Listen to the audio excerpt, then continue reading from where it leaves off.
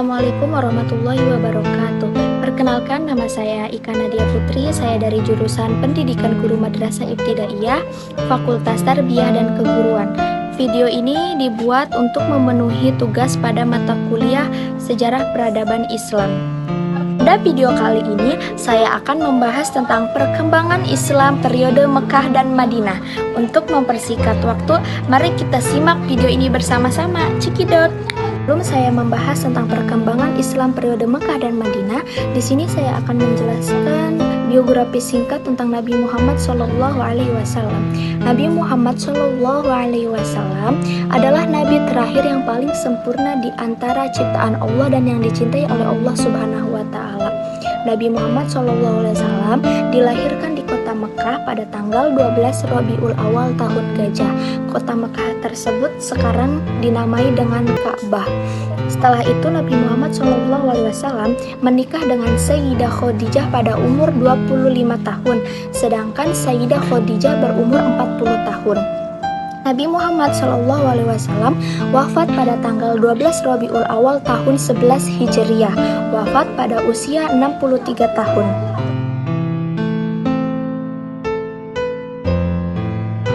Selanjutnya kita memasuki sejarah perkembangan Islam periode Mekah. Seperti yang kita ketahui bahwasanya Nabi Muhammad SAW diutus di tengah-tengah kaum jahiliyah, di tengah kondisi moral yang sangat memprihatinkan, di mana segala bentuk penyelewengan dalam ibadah, tindakan zolim, bahkan perbuatan syirik merupakan perilaku yang selalu dilekatkan pada kondisi Arab jahiliyah pada masa itu, sehingga jahil tersebut memiliki arti bodoh dalam moral. Namun setelah itu pada tanggal 17 Ramadan, di mana proses pengangkatannya hanya di bukit sempit, yaitu di Gua Hiro. Wahyu tersebut tertulis dalam Quran surat Al-A'laq ayat 1 sampai dengan ayat 5. Ayat tersebut memberikan ajaran untuk mencapai Islam yang selamat. Setelah peristiwa turunnya wahyu yang pertama, kemudian turun surat Al-Mudassir ayat 1 sampai dengan 7, di mana surat tersebut memerintahkan Nabi Muhammad SAW untuk berdakwah. Dalam 3 sampai 4 tahun awal masa dakwanya di Mekah, beliau melakukannya secara sembunyi-sembunyi. Ia mendakwahi beberapa orang terdekatnya yang ia yakini bisa merahasiakan pesan yang dapat dibawanya. Adapun orang-orang tersebut adalah teman terdekatnya, sahabat, dan juga istri Nabi Muhammad SAW. Strategi dakwah secara sembunyi-sembunyi dilakukan karena beliau masih yakin bahwa masyarakat jahiliyah sangat kuat mempertahankan kepercayaan dan budaya leluhurnya, sehingga mereka rela mati untuk mempertahankan kepercayaan mereka. Setelah itu datanglah perintah Allah Subhanahu wa taala dalam Quran surat Al-Hijr ayat 15. Allah memerintahkan untuk Nabi Muhammad SAW berdakwah secara terang-terangan. Setelah itu beliau memulainya dengan cara mengundang kaum kerabat dari Bani Hashim untuk menghadiri jamuan makan dan mengajak mereka untuk memasuki agama Islam. Beliau juga menjelaskan bahwasanya beliaulah yang telah diutus oleh Allah Subhanahu wa taala untuk menyebarkan agama Islam tersebut. Dakwah ini jelas mendapat tantangan dan ditolak mentah-mentah oleh kaum Quraisy dengan alasan bahwa mereka tidak dapat meninggalkan agama yang telah diwariskan oleh nenek moyangnya, dan tradisi tersebut sudah berakar dalam diri mereka. Akan tetapi Rasulullah SAW menjelaskan secara detail bahwa Tuhan-Tuhan yang mereka sembah itu tidak dapat memberikan faedah ataupun bahaya apapun. Setelah itu ada hijrah pertama dalam Islam. Hijrah ini dilakukan mengingat banyaknya keganasan kaum musyrik yang telah dilakukan kepada kaum muslimin. Untuk memberikan perlindungan, akhirnya Nabi Muhammad SAW memerintahkan untuk berhijrah ke negeri Habasyah demi menghindari kejahatan dan lari menuju Allah dengan membawa agama mereka. Hijrah ini merupakan hijrah pertama dalam Islam demi menghindari kejahatan dan juga fitnah dari kaum musyrik. Itu ada hijrah Rasulullah SAW ke Thaif. Setelah mendapatkan berbagai siksaan dan penderitaan yang telah dilakukan oleh kaum Quraisy, Rasulullah SAW berencana berangkat menuju Thaif untuk mencari perlindungan dan dukungan dari Bani Thaif. Beliau berharap agar mereka mau menerima ajarannya, tetapi mereka menolaknya. Kaum Bani Thaif justru mengarahkan penjahat dan para budak untuk mencerca Nabi dan melemparinya dengan batu. Peristiwa tersebut mengakibatkan cedera pada kedua kaki Rasulullah SAW. Kaum Ansor menganut agama Islam. Sudah menjadi kebiasaan Rasulullah SAW untuk menemui kabilah yang datang ke Baitul Haram untuk membacakan kitab Allah dan mengajak untuk mentauhidkan Allah Subhanahu wa Ta'ala. Tetapi tidak ada seorang pun yang menyambut kedatangannya. Namun pada tahun ke-11 kenabian, ketika beliau berada di Aqobah, Nabi Muhammad SAW bertemu dengan sekelompok orang yang berasal dari kabilah Khazraj. Lalu beliau bertanya kepada mereka, "Kalian siapa?" Mereka pun menjawab, "Kami adalah orang-orang dari kabilah Khazraj." Lalu Nabi Muhammad SAW kembali bertanya, "Apakah kalian bersahabat dengan kaum Yahudi?" Setelah itu mereka menjawab, "Ya." Kemudian Nabi Muhammad SAW kembali bertanya, "Apakah kalian bersedia duduk bersama kami untuk bercakap-cakap?"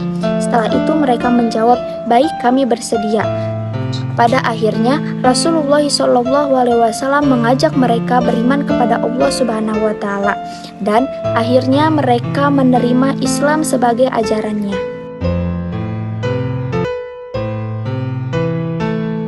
Setelah itu kita memasuki sejarah perkembangan Islam periode Madinah. Diriwayatkan dari Aisyah radhiyallahu an, ketika jumlah pengikut Islam mencapai 70 orang, tentu Nabi Muhammad SAW merasa amat sangat bahagia. Akan tetapi permusuhan dan penyiksaan dari kaum musyrik pun semakin gencar. Mereka menerima cacian dan juga penyiksaan, sehingga para sahabat mengadu kepada Rasulullah SAW. Setelah itu Rasulullah SAW pun menjawab, "Sesungguhnya aku pun telah diberitahu bahwa tempat hijrah kalian dinamakan dengan Yatsrib." Maka para sahabat pun bersiap-siap mengemasi semua barang keperluan mereka, kemudian berangkat ke kota Yatsrib ataupun kota Madinah secara sembunyi-sembunyi.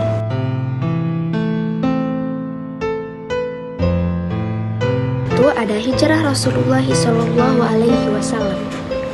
Dalam beberapa riwayat yang sahih disebutkan bahwa setelah Abu Bakar radhiyallahu an melihat kaum muslimin yang berangkat ke Madinah, ia datang kepada Rasulullah SAW untuk meminta izin berhijrah. Tetapi Rasulullah SAW menjawab, "Jangan tergesa-gesa, aku ingin memperoleh izin dulu dari Allah Subhanahu wa Ta'ala." Kemudian Abu Bakar kembali bertanya, "Apakah engkau juga menginginkannya?" Setelah itu Rasulullah SAW menjawab, "Ya." Kemudian Abu Bakar radhiyallahu an menangguhkan keberangkatannya untuk menemani Rasulullah SAW.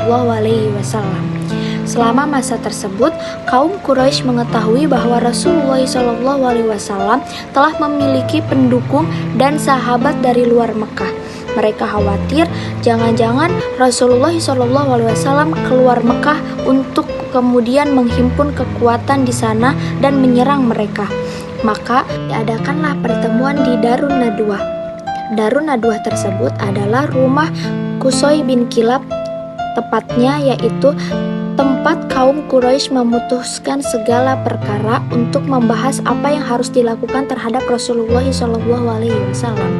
Akhirnya diperoleh kata sepakat untuk mengambil seorang pemuda yang kuat dan perkasa dari setiap kabilah untuk diberikan sebilah pedang yang ampuh. Kemudian secara bersama-sama mereka serentak membunuh Rasulullah SAW. Ditentukan hari pelaksanaannya, malaikat Jibril alaihi salam datang kepada Rasulullah SAW untuk memerintahkan berhijrah dan melarangnya tidur di tempat tidurnya pada malam hari itu. Rencana keji kafir Quraisy pun diketahui oleh Nabi Muhammad SAW melalui firman Tuhan yang diturunkan oleh malaikat Jibril.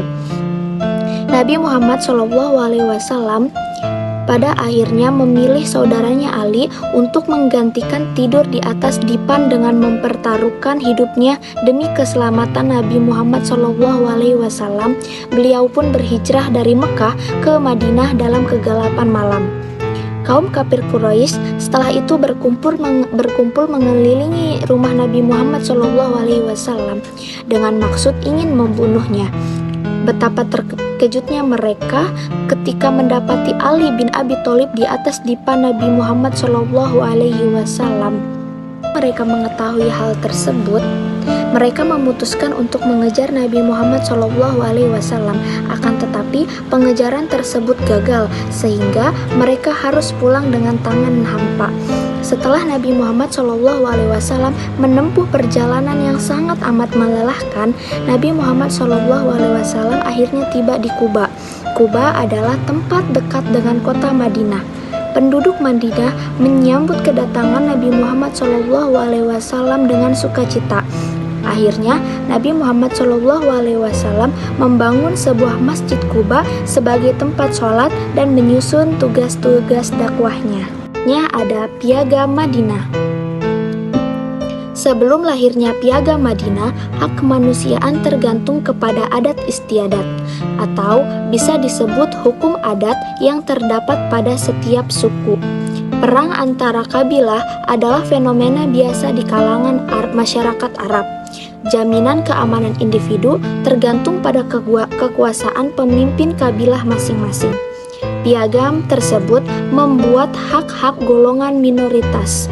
Piagam Madinah juga mengatur kebebasan berpendapat, perlindungan terhadap hak sipil dan juga hak hidup.